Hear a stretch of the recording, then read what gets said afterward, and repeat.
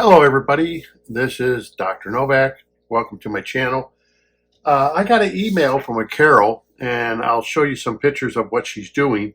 But she wrote me and it said, hello, I have started up my new to me 40-gallon breeder and 10-gallon tank.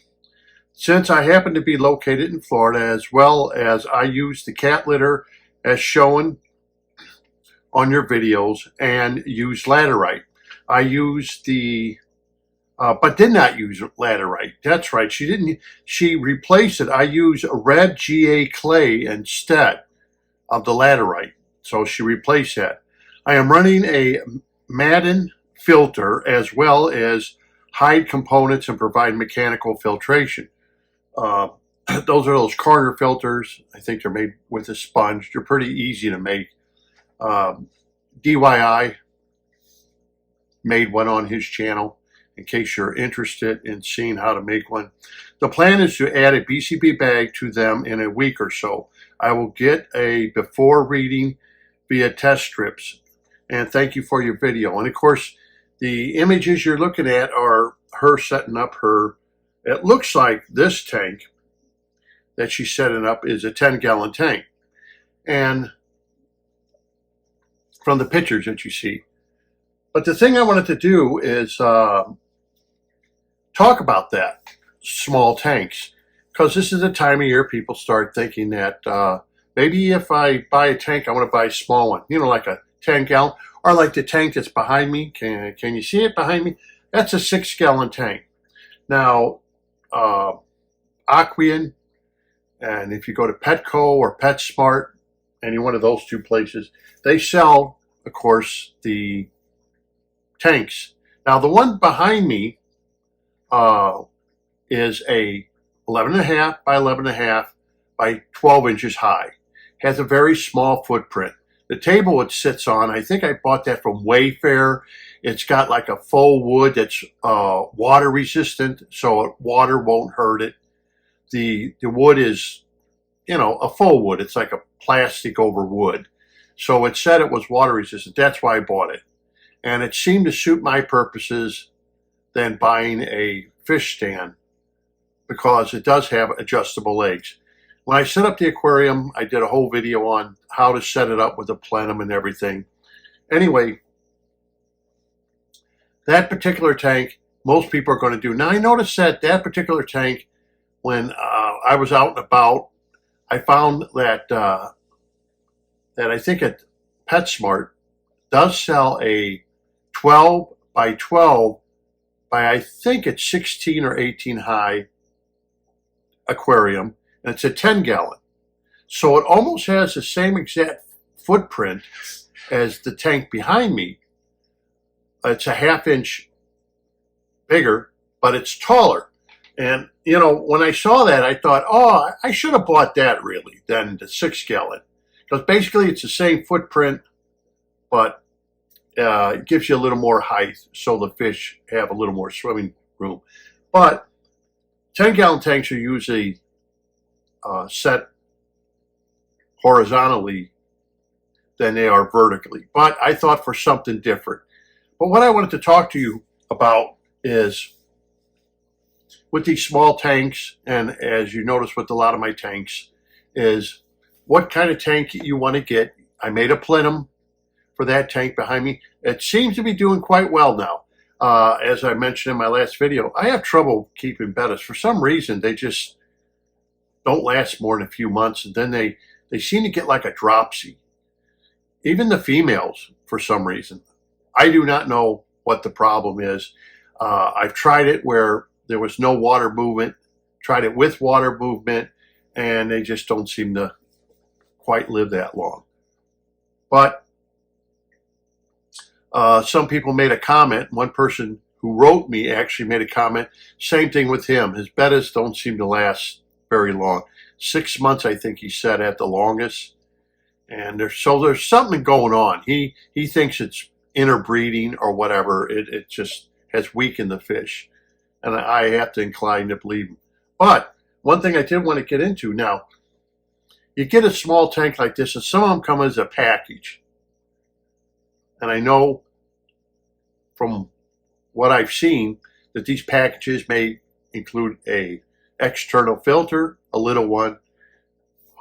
They will include a light, thermostat.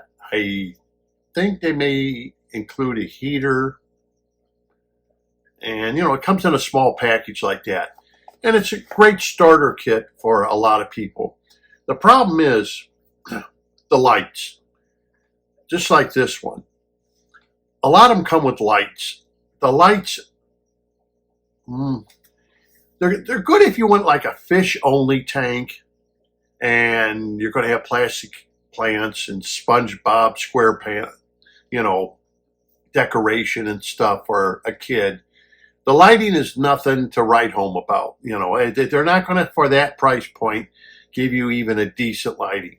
And if you remember when I set up that aquarium, that I used this real nice Kessel light here, this tuna sun here. And like I said in the video, that's a little expensive to have a light like this Kessel. It's a very nice light. It works fine. It's well made, but the price point, it's out of the reach. Now, I used it on this little 6-gallon. Of course, this is overkill as a light. This is way too expensive for a little 10-gallon, 6-gallon, 15-gallon, or 20. It's just way too expensive.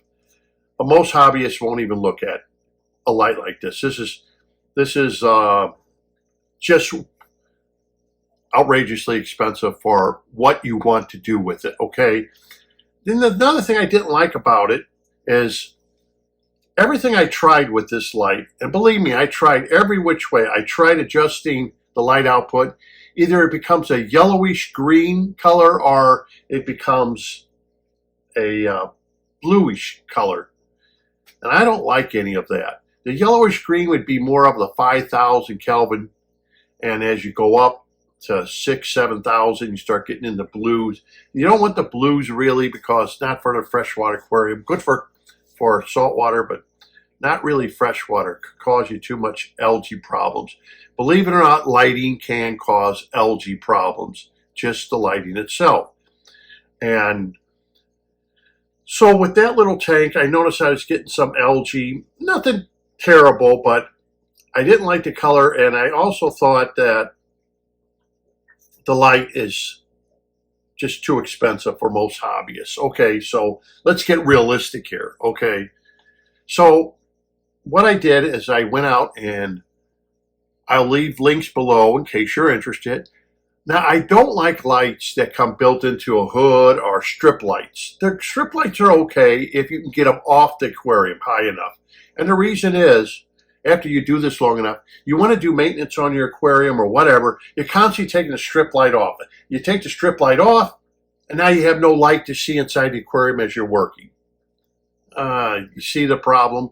If you can get the light above the aquarium, then you can get your hands underneath there and do what you want. But then that takes more to have a strip light work. So I use these can lights because they're inexpensive, and you can choose what kind of light you want to put in there. And if they do happen to burn out, you can run to the hardware store and replace them, the lights that you put in there, and you have more choice. Now, let me just say something. Every lighting that we use had its place in time. And a long time ago, we used incandescent light bulbs. They had their place. They were with your Metafram aquariums, your metal lids. The metal lid would reflect it. It was all made out of stainless steel. The light would help keep the tank warm. You also had a heater, but that's what we had. Then you use fluorescent lights, and they had their place, and people start using them. Once again, you had to pick the fluorescent light up off the aquarium to do your maintenance, unless you hung it some way. Otherwise, you had to keep taking it on and off the aquarium. So I don't like that.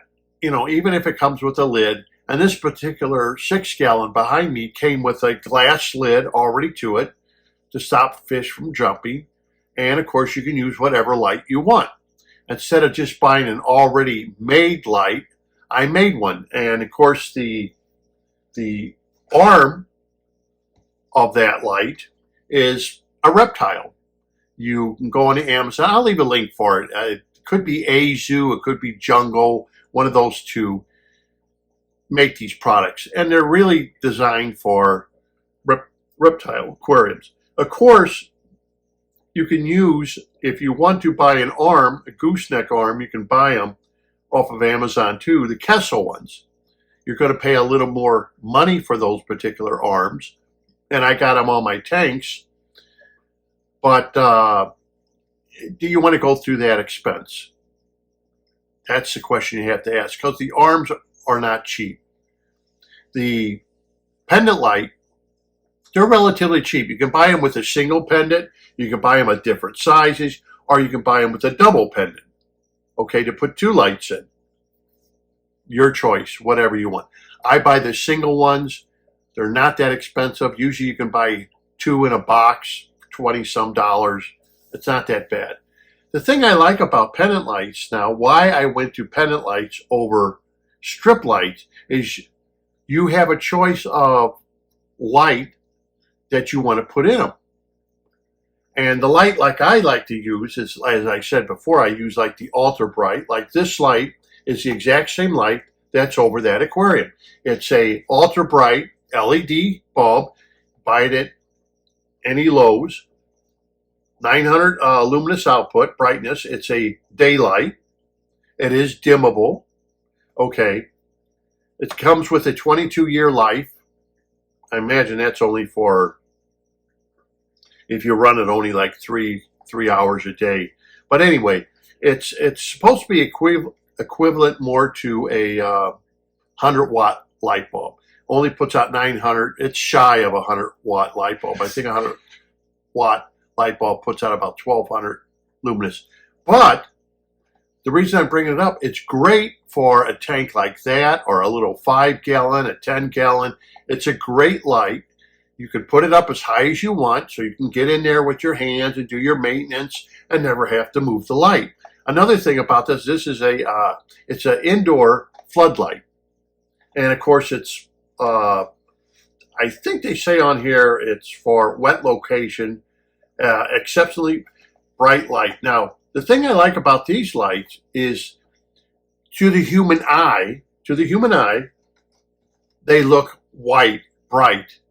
As you can see, it doesn't give you a bluish color. It doesn't give you that yellowish green color. It gives you like a bright white light, even though it says daylight. Exceptionally bright indoor track and recess fixture light. It says a coolish bluish white daylight. I don't notice using these lights on all my aquarium that bluish color. I don't really see that. It looks like a bright light, and I kind of like it because I just like the way it looks. I don't like that greenish, and I don't like too much blue. Where some of these strip lights, you can wind up with that, and as you eliminate that light, let's say you have a strip light like the Fluvo, which I like. They're programmable. You can knock out the blue, knock out the red. Well, you're actually dimming the light. When they give you a reading of those, of how bright they are, the luminous output, that's with everything lit. As you start dimming lights inside of those strip lights, you're actually taking away the luminous output of that light. So if you put your blue at, let's say, 5%, and you knock your red down to maybe 70%, or you're actually dimming that light. So with something like this, you can run it at 100%. And it's great for a 10-gallon. Now, I like it, as I said, because it is a pendant. If something goes wrong with it, it's easily replaceable. It's not something that's going to break the bank to go out and buy a $9 light bulb. And within a few minutes, you're back online. versus, which has happened to me, I've gotten a strip light and so some of this LEDs start burning out in it, you know, and it's past its warranty. Now what do? You can either send it in or spend another $175 to buy a new strip light. That's kind of expensive I just don't want to be spending that kind of money. So I like these because they are easily replaceable. But anyway, so I thought I would do this little video. I'm trying to look to see if I have anything else to let you know that I will leave links for your pendants and for the arm that you use, which is an Azu. Now, a lot of people say, well, the arm has a base, a metal base, and that slides underneath the aquarium. But you can't put that arm underneath the aquarium because the aquarium would be sitting up on an angle. So what I do, you can buy a poster board. And poster board, it comes in, I think it's about 1/8 thick. And it's thicker than the metal. And it's easy to cut to size. So you put your poster board like I use on that tank. I use poster board. In fact, the 90-gallon uses poster board underneath it, so it settles in. The Lanai aquarium that has the geophagus and the goldfish, that uses like 3 pieces of poster board with that stand, because that stand, it's not quite level enough. So I used the poster board and cut it out to size. Good thing about the poster board, what I did is I just made a slit in the poster board a little wider than the base, so it can slide back and forth underneath the tank. And you can slide it to where you want to put your pendant light. Then the tank sits on top of the poster board. So that was pretty easily solved to use the poster board. You can buy the poster board at Joann Fabrics or one of the craft stores, or on Amazon. I bought it off of Amazon, my poster board. It was cheaper just to buy a big box with like 10 or 12 sheets of poster board, black. And you can get it different colors. I got black because you don't even know the poster board's underneath that aquarium. And even the Lanai aquarium, though it's right in front of you, you really don't see it unless you look real hard that, oh, you got poster board underneath your aquarium, because it's black. And the foam is black, and the top and bottom is black. So it works out pretty good if you use the poster board, so you can slide your light and just cut out the square that you need. Now, I did a whole video on all that, explained to you how I did it. In case you want to look at my archives, you can see exactly how I set up that aquarium. But